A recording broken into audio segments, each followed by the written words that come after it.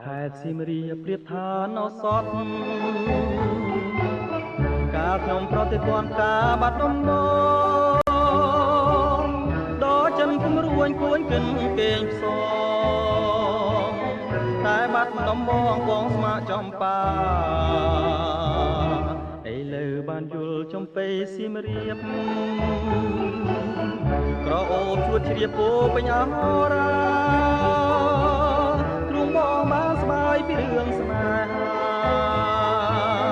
ដល់ការចំបារៀមក្រៀមក្រមរយព្រួយរយនឹករយសានទន់តឹង